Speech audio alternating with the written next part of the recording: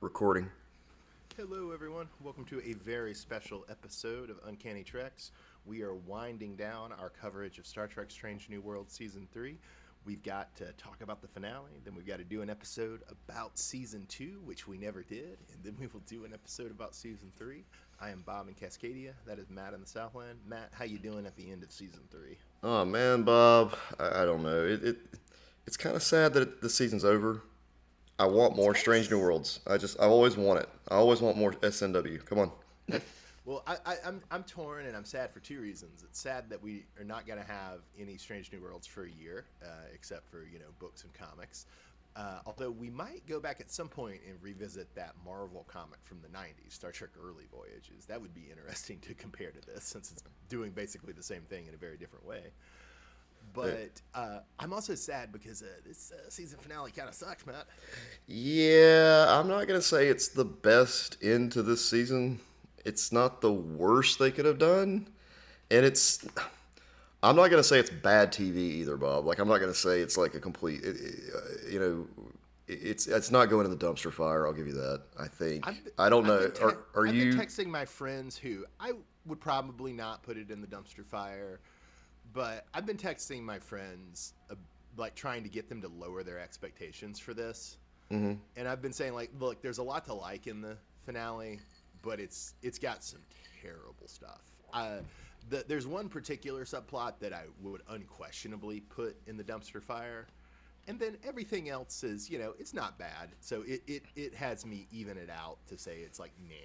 Yeah, surprisingly, Bob, I think you did that for me because when I was watching it at first, I kept that in mind because you had texted me prior to me watching it, and I was like, man, I'm a little worried about this. And then, yeah, you're right. There's hit and miss pieces to it. It's almost like it's almost like they had to write themselves out of something. It is. It is almost like that. And I had asked you in the notes if you thought the name of this episode, "New Lives and New Civil" or "New Life and New Civilizations," sounded like a series finale title. I mean, it really does. Yeah, and you said there was speculation online that this was written to be a series finale, and then I didn't intend to do this. I usually don't seek this stuff out, but like an interview with uh, a couple of the writers and producers came across my desk, and I read that, and yeah, apparently they did in fact write this as a series finale because I thought they did know that season 4 was already a done deal, but maybe it was an issue of we knew by the time season 3 was airing, but they didn't know in production that season 4 was happening. Yeah, apparently the production for this took place during like 2023 or something. So it's Oh been a wow. while. So I'm thinking, yeah, like we didn't learn and there was going to be another season and a half till it seemed like what seems like Well, we less than a year learned ago. we learned about there would be a half season 5 pretty recently, Right. but I feel like we've known for a long time. I almost thought we'd even heard that season 3 and 4 were both ordered, but I guess that was not the case. No. And I mean One it other does feel like thing. there is a bookend definitely, Bob, here. Like it with the ending. We'll get to that when we talk about the ending of this episode. But man, like there were so many different ways it felt like they were setting up for other things that just didn't. I don't think are going to happen. Another thing to say is, sorry, losing the thread. And God damn it, I used to be able to think.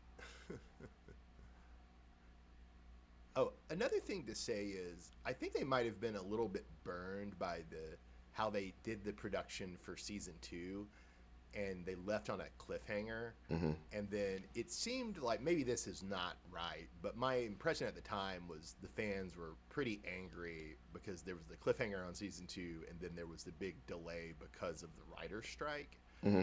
Or was it the writer's strike? I think it was the writer's strike. And I don't think, yeah, I think that's just the business. It happens, but, fans are not always so understanding.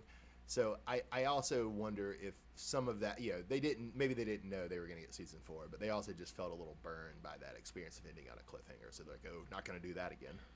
Yeah, and we'll be talking about that cliffhanger in our season review coverage of season 3 because we've had some cliffhanger episodes for the finales up to this point.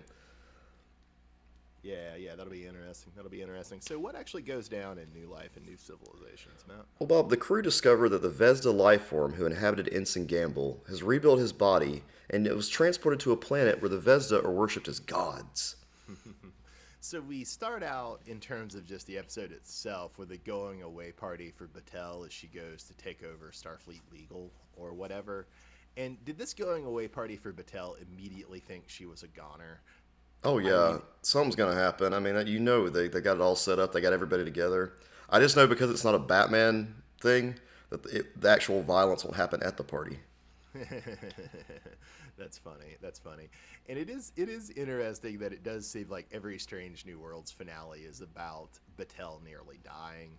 Actually, I guess season 1 was not, but season 2 was definitely very much Battelle in danger as well. Yeah, just to remind fans, A Quality of Mercy was the season finale from the first season, and it was a retelling of Balance of Terror. She was in that, but there was nothing about her going to die. That's when you kind of learn that her and Pike are, a couple. And then Hegemony, yes, that was definitely Battelle in danger. Battelle, and yeah, that was all about Battelle. Yeah. Which then this whole season became about Battelle to some degree. So we get to this world, Skygowan, where, like you say, the Vesda are worshipped as gods. And I do have to say, the Skygowan priest, he didn't actually turn out to be important, but he seems like he might be important early on. He kind of reminded me of the British actor Toby Jones. I'm didn't check, but I'm 100% sure it's not Toby Jones. But he just had a kind of Toby Jones affect to him. Don't get me wrong. I feel like that whole planet was cool to look at, but didn't really serve much of a purpose. If you think about it in the grand scheme of things. It's like they just get transported to another planet to like where the actual stuff goes down. And yeah, on the one hand, I'm almost sad they didn't save it for like a different episode, right, where they like explored that planet for some sort of preachy sci-fi allegory. But on the other hand, you got to give them credit. Like the design of that planet with like all the upside down pyramids. Oh yeah, it was and what cool. have you, Yeah, it's very much like it's very much oriented to the Vesda themselves, and so yeah, it makes sense that you would want to use it for the Vesda, right? So I don't know if it would have been as effective on a world where the Vesda weren't involved. Oh, I agree. Yeah, for sure. It's just interesting that we go to this world and then we have them zap to another world via the door or whatever the plot device that just wasn't my favorite either. We'll get to that. I did like, you already mentioned that Nurse Gamble, possessed by the Vesda, returns, but there was a really good reveal of him in the temple, and the way he's dressed, it's very Stargate. Now, I've never seen Stargate, the show. Except for a couple of episodes, I've just seen Stargate, the movie, but it's very Stargate, the movie, to me. Well, it's that mask thing he's got on that's like weird. He's literally standing in front of a damn Stargate, Bob. So I mean, it's kind of hard not to. In an ancient temple. In an ancient temple. And I'm not being ugly, but some of the visual effects, it's a little bit like Stargate probably at the time. Just a couple. Yeah, that's fair. That's fair. So Matt, how do you feel about La'an breaking out of Vulcan nerve pinch? I mean, she teaches Spock how to dance, Bob, and he teaches her Vulcan martial arts. So I think that's a fair trade. I'm a little crankier about that. I don't actually care about this, and saying this actually is going to contradict something I'm going to say later, where we get into my huge problem with this episode. But I kind of like the idea that only Vulcans can do the Vulcan nerve pinch. Well, it makes sense that it's supposed to be telepathic in some way, like it's not just something anybody can do. Walk up to somebody and because if not, then it wouldn't really be a Vulcan nerve pinch. If anybody can do it. I always thought it just like required some sort of like fine motor control that like maybe humans can't do. Possibly, Bob. I don't know. But is there anything... Can you actually knock somebody out by holding down on an artery like that? I think you can, right? Like, can't they, like... Probably can. I mean, if you stop the blood flow. But I don't think it's going to be as, like, cool as just falling over. I think it's more like... I don't think it's going to be you probably put him in the hospital. Yeah. Elegant as when Spock does it, right? Yeah, there's probably going to be some shit in their pants. Yeah. And I mean, that is at the risk of belaboring the obvious, right? Like, that is like the Vulcan nerve pinch is interesting, is they came up with it on the original series because it's like Spock is supposed to be a very non-violent character, right? Right. And so you want a very non-violent way for him to render someone unconscious. Yeah. Well, Matt, when Sam Kirk showed up in this episode, kind of with the feeling of doom we had for Battelle, I had the feeling that, man, it's really good for Sam Kirk that we know he dies in a TOS episode because otherwise he would have death written all over him. Oh, a lot of these characters did, Bob, and I have to keep reminding myself too that Mbinga shows up later too. Like I just it almost cheapens it to some degree. But Yeah. do you always have to remind yourself when you see Sam Kirk, Bob? Do you have to remind yourself that he was a xenoanthropologist? You know, Well, no, Matt. I actually don't have to remind myself because I never remember. I'm always thinking whenever Sam Kirk is doing anything work related, which thankfully, and this is I sound like I'm being sarcastic, but I'm not. Like usually Sam Kirk is just showing up to be slightly annoying and Kirk's brother, right? He's not right. doing a lot of work stuff in the show, but when he does show up for work stuff, I'm always like, what is his job again?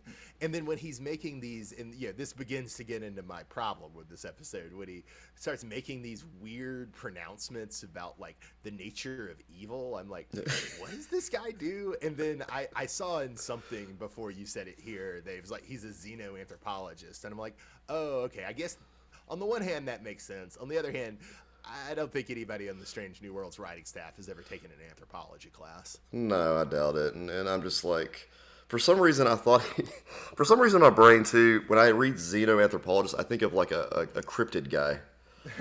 And that's not right because there's actually alien species in the show, so it makes sense for him to like study their anatomy. But if he was like on Earth, and we didn't know the aliens, he would have a really dumb job. Well, and we would want to disambiguate between there could be xenoanthropology versus cryptoanthropology. Correct. Yes. That's funny. Yeah. That's funny. Well, Matt, how do you feel about Pelia calling Spock Spocko? I mean, I was okay with her calling him Spocko because she seems like a creature of the '60s. And that whole sock it to me, Socko crap. Like I think she was pulling from that. I mean, it fits. She's a manic pixie '60s old lady, so I'm down for that too. I thought it was kind of cute. I did think it was interesting. It didn't pay off, but we did have a lot of small references to the other hostile aliens in the original series era Trek. This episode, they talked about the planet that worships the Vesda, the Skygowan. It trades with the Orion, and then in that meeting scene where Pelia calls Spock Spocko and Sam Kirk says some absurd things about evil, there's a map that's like centralizing Federation and Tholian space. Yeah, when they whipped out the good versus evil stuff, Bob, in this show, I kind of just shut down a little bit. I thought it was too cheese for me. Once I started seeing like the display of like the wall paintings or whatever, or like the designs of the dark and the light, I was like, come on, what is this? Before we get to that, there's something they get into that we could consider a little separately. How do you feel about them coming up with an interstellar version of ley lines? I mean, that comes back to the discussion we had about Sam being there. I mean, if anybody's going to introduce this, it may as well be him. Although I kind of was weird that Spock agreed with it. And as a human being, Bob, like on Earth, a real person, do you believe in ley lines?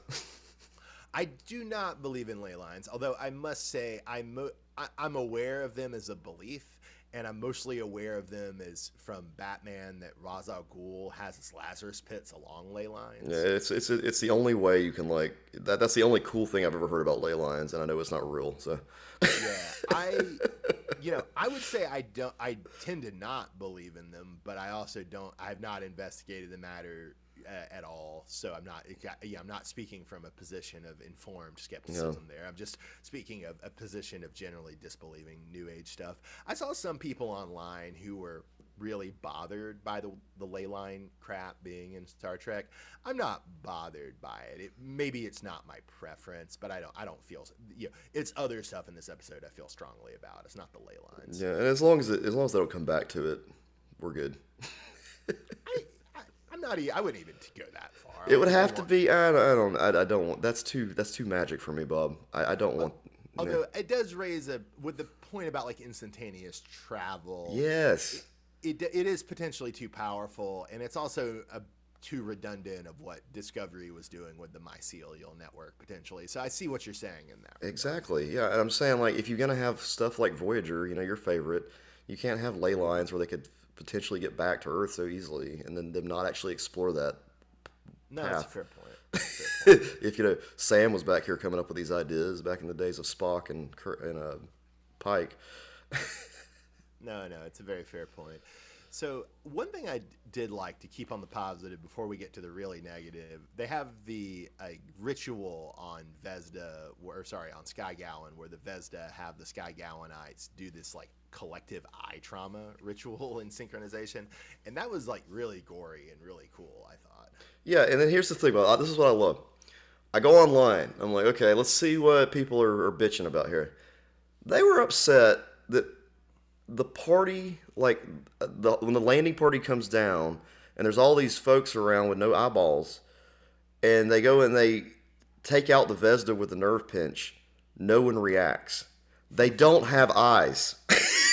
Yeah, yeah, they They're gouge their blind. eyes out on screen. They literally show them stabbing out their own eyes.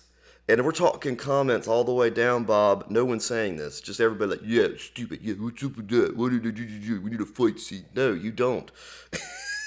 Yeah, and there's so much bad in this episode that you Yeah, can focus on. that Like, that's why are that's we the focusing on problem. that? And then on top of that, like yeah, and I will say we'll get to the next part where there's another scene where they do mention this to some degree, but this was the big part when Leanne does take them out like that from the nerve pinch, and it's in broad daylight. I mean, come on, they don't have eyeballs. Yeah, not anymore. They used to. They used to. It's not. They made that clear in the narrative. Yeah, yeah. To stick with a few more positive things, I did really like that Pike now calls Kirk James, and Kirk saying no offense to Spock on that initial subspace call. That was pretty sweet. And then I don't know if we knew Mbinga's first language was Swahili. We might have already known that, but if we didn't, I thought that was a very cool fact. Oh yeah, Something he and Uhura have in common. Mbinga has slowly become my favorite character in Star Trek. I don't know what it is. Like when I'm walking around work, I'm like, I don't know. I'm thinking like I kind of act a little bit like Mbinga. Everything about him is so interesting to me too. Like he's one of my favorite. He's my favorite character at this point.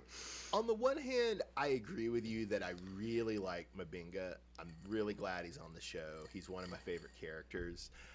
I'm a little less positive than you because I just don't find the fact that he was a special forces operator that compelling. I think it's a little cheesy. Yeah. I also don't love that now every time there's a Mbinga spotlight episode, it's about how he used to be a badass. Exactly, Bob. That's what makes him cool. I liked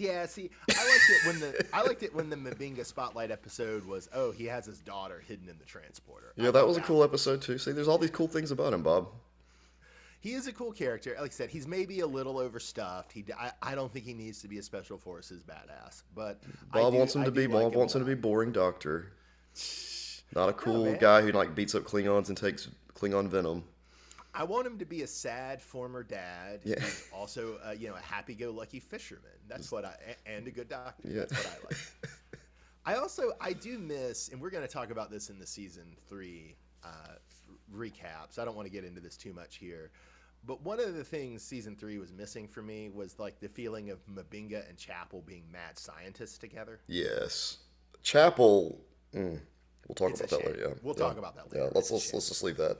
All right, but speaking of action and huge badassery, Matt, did you get a Mortal Kombat vibe from that move Gamble did on the away team before the portal? Oh yeah, there was some really good action scenes in this. So the people complaining about the lack of action, this was cool. I was more impressed by Mbinga nonchalantly threatening suicide with a knife and then like launching Gamble back through the doorway. It was the coolest thing. See, Matt likes his doctor who's a super badass. Yeah, it's awesome. Okay, is it? And then I know he's not going to die because he does get shot or stabbed or something. He falls over, but I'm like, he ain't dead. I saw him in TOS. Yeah, he's in 2 episodes of TOS, baby. Like, you're going down. All right, Matt. Is it time to talk about what really sucks about this episode? Yeah, let's move on to it, Bob. Let's talk about what sucks. Okay. So one thing I want to begin with is there have been a lot of people complaining on Serialized about this show doing like genetic determinism this season. And I thought they were right, but I thought they were being a bit overwrought in their criticism. Does that distinction make sense? Yeah. However, when we get to this episode, I do have to say that all the people criticizing this season of the show for genetic determinism, they were right and I was wrong. Yeah. This show goes way... it's insane. It's insane. It's wild, yes. This is incredible. This is crazy, Bob. Like, when we got to this part, I was like, am I watching Star Trek, or am I watching, like, what is this weirdness? Yeah, so as best I can reconstruct it, because Battelle is human, but has gotten an Illyrian blood transfusion and has the Gorn, the remnants of the Gorn from when it implanted inside her, and because she has a mind meld with Spock, she is now a hybrid, and she has all four species, quote, racial memories, unquote, or as they use the term in this, their epigenetic experience of fighting the evil of the Vesda in prehistory. And so now she basically becomes the race memory anti-evil superhero. What the hell? Like, that is like that's one of those things that it's like trying to be woke, but it's one of those things where it's like you're woke but you don't know how to do it, so you become racist. Like, it's crazy. Yeah, it's just it's not strange in a good way. Yeah, and it's like that's the thing that like really killed me was I think you in the notes compare it to Star Wars, and I see what you're saying. Yeah, it's like midichlorians, like they're destined, Yeah. and they try to wind in destiny, Bob. They do try to wind it, And that's where I get the Star Wars feel. Yeah, so it's like, yeah, you're right in that sense of it's like destiny and a racial memory. So yeah, that's like real fascism, folks. When you're doing destiny and eugenics, that's like some super fascism. But it's also just like a really lame like MCU superhero thing. Like it basically just turns Battelle into, I don't know, Captain America. It's so strange. Well, it's almost the perfect comparison that I have seen people make is Captain Marvel. Oh, yeah, because the Kree-human hybrid thing. I didn't even think about that, but you're exactly right. And even her, I hate using this word, even her power set. Powers. Oh, my God. Looked like. It's confirmed, Bob. Disney is buying Star Trek. Yeah. It's not, Paramount's not buying Discovery. It's Disney's buying Paramount. But Battelle is Captain Marvel was Battelle's, I don't know, great grandmother, ancestor of somehow. I think this retroactively has to. I actually kind of like the Captain Marvel movie and the Marvels movies. Like, I don't think they're like great, but I enjoyed them. I think they're fun superhero movies. Right. But man, this kind of has to make me like retroactively dislike them a little because, in the immortal words of Anton Chigurh, if the road you were on led you to this point, of what use was the road? Yeah. So, wow. Let me ask you this, Bob. Wow. Had they not rushed this whole thing into one episode and tried to I know we had all the things happen to Battelle prior to this, but there was no hint. There were no real hints of this is what's going to happen at the end. Yeah, to interrupt there, it's interesting that on the one hand, this really does synthesize the whole season together and give the whole season a kind of full identity in an interesting way. But like you're saying, it's also only in this finale because even though they're picking up the plot elements from 4 or so previous episodes this season, there's no sense that this is what they're building to in those prior episodes. And it makes you question if this was the idea in the end, if they were purposely were they purposely doing that? Or was it just more like, how can we finish this up? Well, we've had this all happen to Battelle. But I'm gonna slightly, although I think that was a very astute observation. I'm gonna slightly push back on what you're saying. Otherwise, though, to me, the problem is not that this is rushed. In fact, this is such a stupid idea that I don't want it. He doesn't want it to be slow burn. Yeah. No, it's like if you're gonna do it, rush it by all means. But yeah, to me, the problem is just the idea, and in a way, it's not even the idea, it's the way they talk about it. It's the rhetoric about like epigenetic memory and evil that's just, I mean, it frankly is kind of fascist. Like you were saying, the kind of combination of like genetic determinism and a sense of destiny. Like, Yeah, that's crazy, man. it's very, I would say though, the weird thing is I think you could basically, if you had just taken out that stuff, if you had just taken out the rhetoric about epigenesis and evil, and you had just been like, oh no, because of the kind of genetic hybridity that Battelle now has, she's the only one that can stop them. If you just done it like that, if you hadn't called her the Protector, capital P. no, wasn't it the Beholder? I thought they called her the Protector, but maybe I'm wrong. Okay.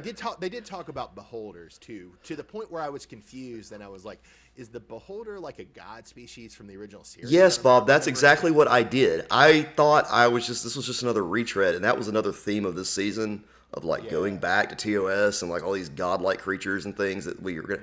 But no, that's not the case. I thought the beholder was somebody important.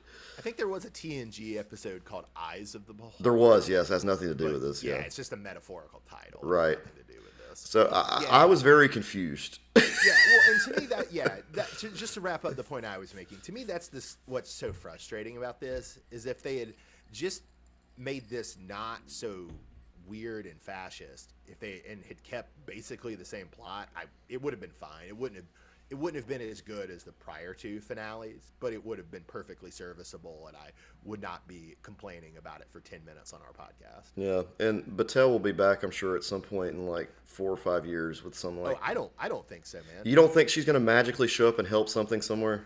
No, I think like Wesley Crusher in The Traveler. No, so you don't think she's going to come back in the season and a half they have left of this episode of this show, right? Oh, no, she won't be back for Strange New Worlds, no. But I'm just thinking if we if go into another Enterprise or something like, if we move into the, if they do Star Trek Year One, it is uncomfortably possible that she could show up in that. But no, people are not going to remember this fondly, Matt. Like, as much as we don't understand it, people remember Wesley fondly, and there's a reason he pops up in Picard and Prodigy. I don't like it, but people remember him fondly. Nobody's going to remember, like, people are going to remember this show fondly, but nobody's going to remember the time Battelle became a Destiny-endowed racial superhero fondly. Yeah. Wow. Yeah, that was a good job, Right, Marvel. So good job, Marvel. So let's move from one controversial thing to another controversial thing. So we get a new origin for the Kirk-Spock friendship from their mind meld to synchronize the phasers here. Yeah. And I thought it was pretty funny. I do want to say, like, I've seen some fans online who are really angry about this as a retcon, and I get it. Like, that's a totally valid response. I see why they're irritated. There's something that a little bit cheapens the original series about, like, oh, Kirk and Spock are already just mind meld bros, instead of, like, you know, them slowly developing a deep friendship over the course of the show. But that, even though I get why it makes people angry, I don't mind it. Where did you come down on the kind of romantic mind meld that Kirk and Spock have? I mean, my headcanon likes to believe that this mind meld created this permanent connection between Spock and Kirk for like the rest of their lifetime, so it just makes sense. I thought it was kind of cool, and I really like the scene how it just kind of like cuts immediately to them doing the action with the ship, and they're just like word for word, same thing, everything's in sync. Like, I love it. That was that's a perfect way to show how a mind meld would be beneficial to Trek. Yeah. Okay, so one of the things Battelle does with her new, racial memory anti-evil powers is that she creates a little pocket universe for her and Pike for them to chill in. And when I saw this, I thought the Nexus from Star Trek Generations, but apparently you and the writers were thinking the Inner Light from Star Trek The Next Generation. Yeah, it's like a miniature Inner Light, Bob. He's having the whole lifetime he could have had, with Battelle. Just the same way that like Picard in Inner Light could have had a life for the family instead of the captaining a ship and he could learn how to play a flute and all that good stuff. Yeah, yeah. Bob, I gotta ask you, does Pike look older here? He does, man. I think that's intentional. Because they purposely aged him in those. Did they? Um, What did you feel about this kind of development? Did you like it? Did you not like it? I liked it. I just feel like they could have framed it in a way where they should have started the episode off with this sort of like them already in this nexus, and then work back to where eventually you find out they're in this battle on this planet. You know, like Yeah, and that's a good idea. because in my brain, I'll be like, oh, wait, has Pike made it out of the, is Pike not met his destiny? Because the whole time I'm thinking, well, he's going to end up in the chair, so this is, he's not going anywhere. Or maybe you intercut it, yeah, some way. Yeah. That's a good idea. Yeah, I thought this was pretty well done. It's a little bit tarnished because of how Battelle sets it up, and that just because it's so dumb that she's the superhero. But yeah, the actual scenes of them getting older was cool. Him getting the Chef Pike apron was cute. The puppy was cute. Juliet Pike and Elijah April getting engaged was cute. Yeah, they just get to witness all the big pieces of his life that he's never going to get to have because, Battelle's a superhero now. Did you ever have a moment while watching this? I mean, I was pretty sure that I understood exactly what Battelle was doing, from jump. But there was a moment when I was wondering, like, oh, are they trying to like write themselves out of being a prequel into Star Trek and trying to create like the parallel timeline, and it's going to be like, oh, Battelle uses her new racial god powers to like give Pike the gift of not winding up in the chair. I did really think that at one point because, like I was saying at the top of the episode, there's so many paths they look like they were trying to create for potential, spin-offs, retcons, whatever they need to do to make the next incarnation of Trek come out, which you can see. I mean, you can see that, and I really do think there was some pressure at this point to make sure they could get that next season in and the additional half a season for fifth. Yeah. And I did think the way this sort of Nexus or Inner Light scenario sort of ended with Nurse Gamble at the door, that was a pretty cool image. I liked it. It was neat with the whole knocking the whole time. That's them getting back to reality. Mm-hmm. Yeah. Mm-hmm. Well, and then I guess my last big thought on the episode was I really enjoyed La'an's annoyance that Kirk has mind melded with Spock. And so, La'an and Kirk never hooked up, but now Kirk is mind melded with Spock, who has hooked up with La'an. And she's pretty annoyed about that. I thought that was cute. Yeah, that is cool. Yeah, I didn't even put that together. That's funny. Yeah. And then I also, it was very sentimental, especially to whatever the mediocre grunge song was. But the images of the Kirk boys sharing a drink, a happy drink, and Pike and Number One sharing a sad drink, and also the image of M'Benga and Chapel hugging, and like the montage at the end of the episode. I thought all that was sweet. Yeah, that was all great. I didn't have any issues with that at all.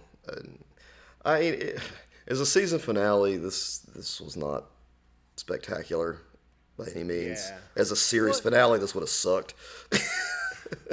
Well, in a way, it could. But at least it would have had an ending. You would have had an ending, yeah. But yeah, it could have been fine. They just, man, they should have just done a couple more drafts of this script, I would say.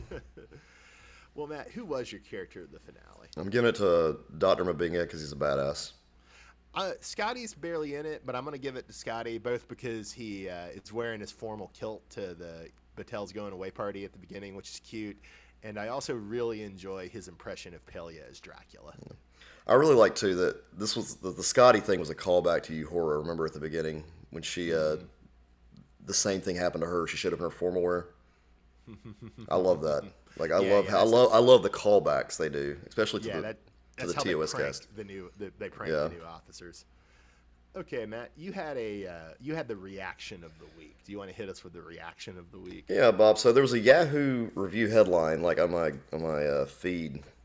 And it's Strange New Worlds turns Star Trek into Doctor Who and destroys the entire franchise for its season 3 finale. That's a little hyperbolic. Yeah. Well, all it did, Bob, was make me want to talk a little bit about Doctor Who for a moment because there is a Doctor Who reference in this episode. Yeah, which I actually totally missed until I saw people talking about it online, which is funny because there's also a Doctor Who reference. We mentioned this on an earlier episode in the Scavenger episode. I think that's episode 6, Yes. where you see amidst the wreckage that the Scavengers have, you see the TARDIS, right? We missed it during the episode. It's very hard to see. It's pretty small, but we did talk about it, I think, the next week after the internet had pointed it out. But Doctor Who just keeps showing up in Trek, especially this season. So I'm just curious, Bob, if Pelia was to be the Doctor's companion, which Doctor do you think she was the companion of? Yeah, this is a hard question, Matt. So I wanted to briefly spell out the nicknames of the 15 doctors because that gives you like some sense of their personality, and then that would make my answer a little bit more meaningful. Does Yeah, that make sense? it does make sense. But before you do that, Bob, let me just say this: I do not have any real knowledge of these Doctors other than there was a Lego game that came out. It's called Lego Dimensions, and I was like, I was obsessed with collecting the pieces, and some of them were Doctor Who, and I learned the names of the. I learned who some of the characters were, and I learned the general idea of what Doctor Who does, but that was about it. So I have no clue who these really people really are. So if I do make fun of them, and you're a huge Doctor Who fan, don't take offense. Yeah, and whereas Matt has very little knowledge of Doctor Who, I would say I have maybe about like half knowledge of Doctor Who. I've watched a lot of the most famous classic, pretty much all the most famous classic Doctor Who, but I've seen very little of the new Doctor Who. All right, Matt, how about we do this? How about I should have put this in order for you. I'm sorry. This will be a little challenging. But why don't you find on my list like number 1, identify number 1, make any comments about their appearance. Bob made this challenging. I have to match a number with the graphic. Indeed, This is indeed. this is ridiculous, Bob. How hard is this? Okay, number 1, you've got grandfather, who just looks like some old man who probably, like, he looks like the kind of guy you would see hung up on the wall of like a government building. Indeed. So that's the first Doctor Who. Grandfather, And yes. I know people call him the first Doctor, the second Doctor. I find that a really annoying thing. I say yeah, the show is called Doctor Who. I say Doctor Who, and yeah, I know Doctor Who fans hate that, and you know what? That's fine. All right, Matt. Who's number 2? All right, number 2, you've got Cosmic Hobo. Who's my favorite, actually. I ranked another one above the Cosmic Hobo, but If- Patrick Troughton is the actor. I love the Cosmic Hobo. If you've ever seen that movie, I Am Sam with Sean Penn, he looks like him. Okay, yeah, that's fair. That's fair. Who's number 3, Matt? Number 3 is why am I this is Dandy? The Dandy, yes. The Dandy looks like if you're a fan of Bravo, it looks like Lisa Vanderpump's husband. Yeah, so the Dandy is one of the worst, I would say the worst Doctor Who that I've ever encountered.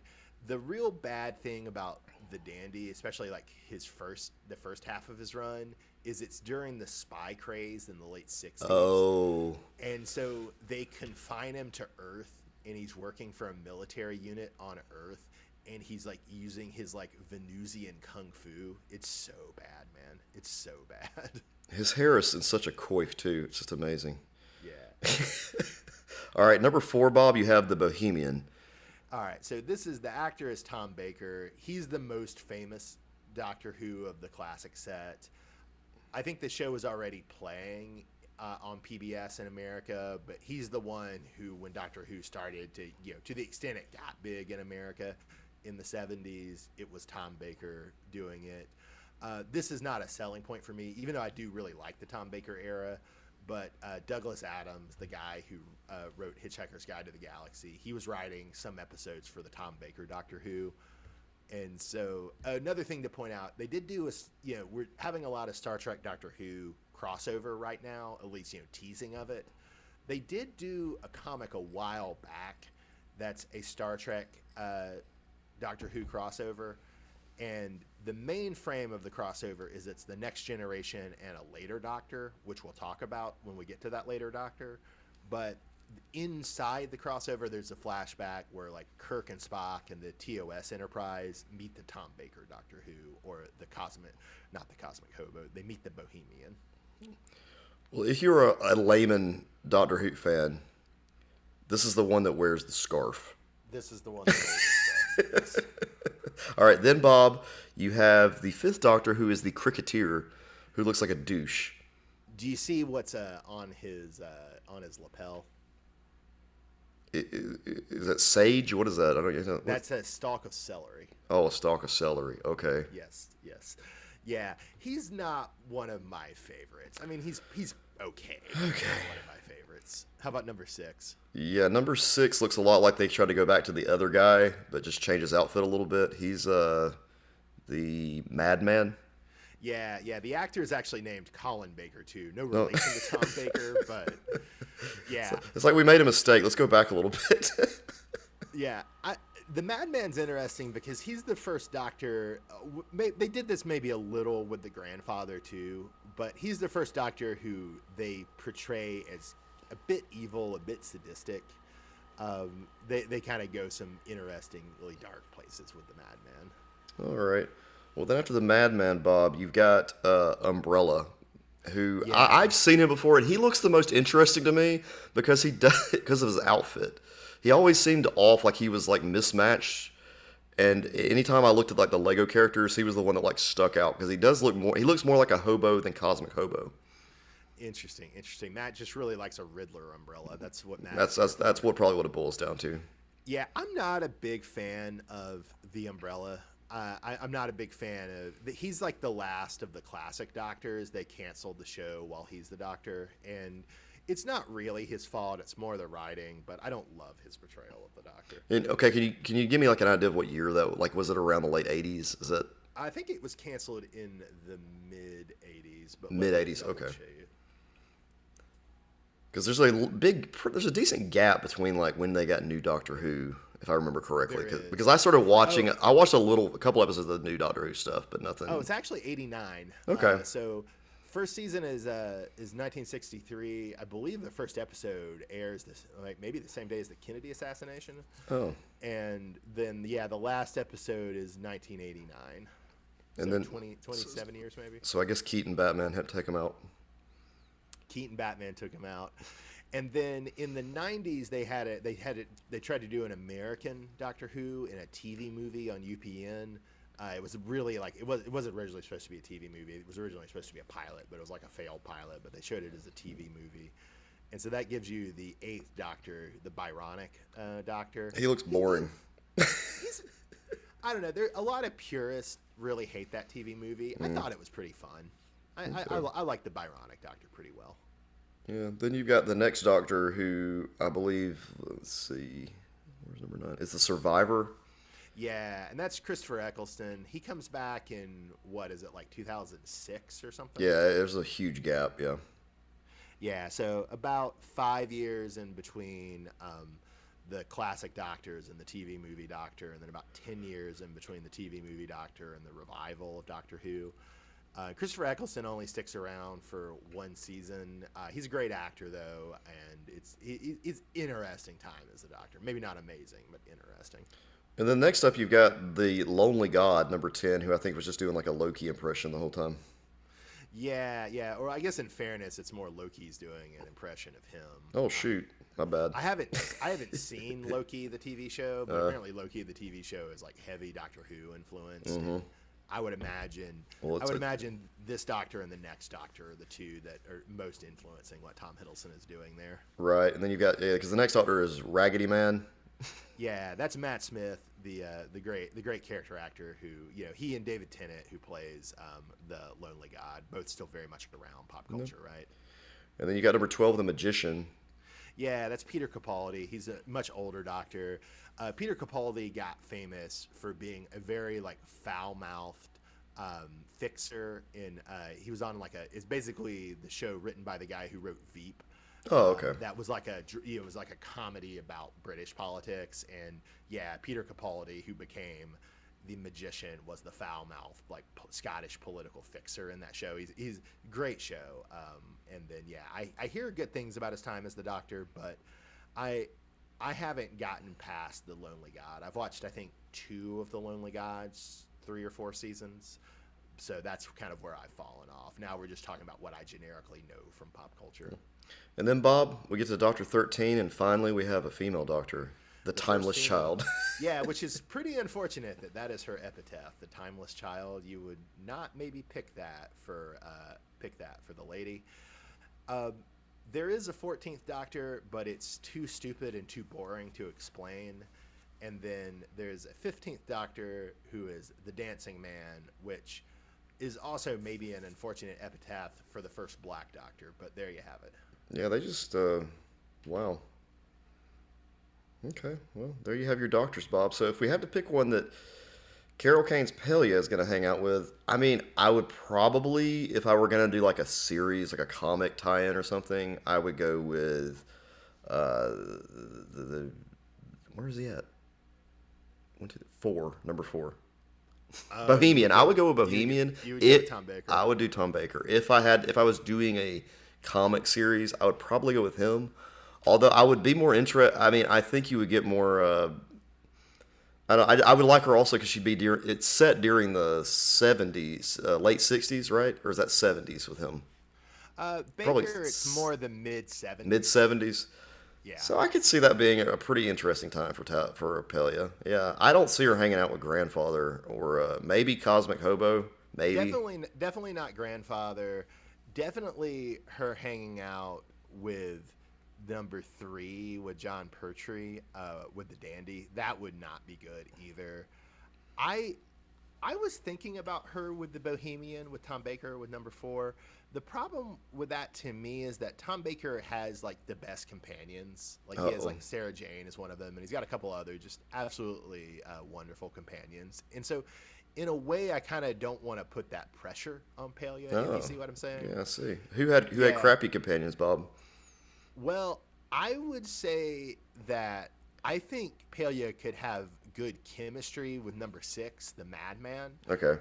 But I also think that could go in a pretty weird direction because one of the problems is the Madman had companions that wouldn't really check him very well. Oh. And so if you had Pelia checking the Madman constantly, that might get a little weird.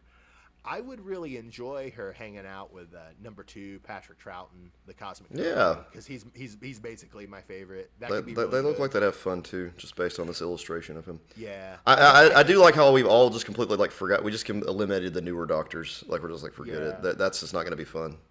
Well, another problem, and I'm not sure how much this is a problem after David Tennant, but with David Tennant. My man really has too much sexual chemistry with his companions. Yeah. Which the Doctor should not have sexual chemistry with his companions. That's weird. So that's one of the reasons I'm kind of shying away from the new one. Although I guess if Pelia wanted to have sexual chemistry with the Timeless Child, with Jodie Whittaker, Dr. 13, that would be kind of cute. Another person I think would be a good match would be the Cricketeer. I think Pelia and the Cricketeer are kind of on the same frequency. Okay. Yeah, and keep in mind, folks, I'm just judging based on one picture where the man has a stalk of celery attached to his lapel. So I don't know anything about this guy. This was fun, Matt. This is somewhat reviving my interest in Doctor Who because Noah just told me what happens at the end of what's the final season of Doctor Who for now. At the end of the Dancing Man's time as the Doctor, and oh my God, it's terrible. Oh. So I was thinking about just not watching any more Doctor Who because it's like, oh God, if this is where it all ends, then why am I working towards this? It's like everything we watch, Bob. Star Trek's the same way. Yeah.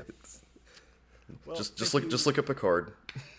Yeah. Well, Matt, maybe at some point we might do a thing where it's like we wouldn't do this extensively because Doctor Who is not that good, but maybe we could pick like one serial for each Doctor. Oh yeah, I'd like that, or just or just some highlights along the way, just so I could get an idea of what they are. I'm not going to dedicate my life to watching like however million episodes are, especially because some of them are lost, right? Like there's like lost episodes of this show, which is I think that's really cool to me, to know there's like footage out there of these actual things that you like no one's seen. Yeah, although it is interesting for the lost ones. Back in the day, I think you'll appreciate this. Back in the day, fans in England like would do audio recordings of the episodes, and I think most episodes can be reconstructed based on like the script, the production stills, and then like fan audio recordings. Like you can't watch it, but you can like, you can sit there and like watch an image of it, watch images from it while you hear. Did I hear you say the power of AI, Bob? Oh my god! They actually have done animated reconstructions of some of the. No, that's cool. I like that. That is always cool in my book. It is cool, but the problem is that the animation is crap. Oh, like, see, no, it's, that's like, not cool. distractingly bad. Yeah, it's like if you're gonna go that route, you have to make it look good. You can't just. It reminds me of the Babylon 5 like cartoon thing they did. That just you can't. Yeah, it's like that, and that's the problem is the BBC doesn't. It's a state broadcaster. It doesn't have that many resources. It's also worth saying, just so you know, that the Lost episodes only apply to the first two Doctors. I don't think any third Doctors are lost. Oh, okay. Yeah, I knew it was the earlier ones, and I mean, so like that's why people aren't freaking out. They're missing stuff because it's not. Well, but it is kind of unfortunate because the second Doctor, the Cosmic Hobo, is my absolute favorite, and he's the one we're missing most of. Oh. I mean, maybe not most of, but definitely we're missing the most of him. Whereas the grandfather, who is, I don't hate the grandfather. The show is still figuring itself out, but the grandfather has not actually been that negatively impacted. Where it's the Cosmic Hobo who's really, there's a lot of lost. All right, Bob. Well, this has been good talking about Strange New Worlds this last episode of the season, but we have our recap coming up soon. Well, thanks for joining us on this Uncanny trek through the finale to Star Trek Strange New World Season 3, and then also through Doctor Who randomly because of the crossover.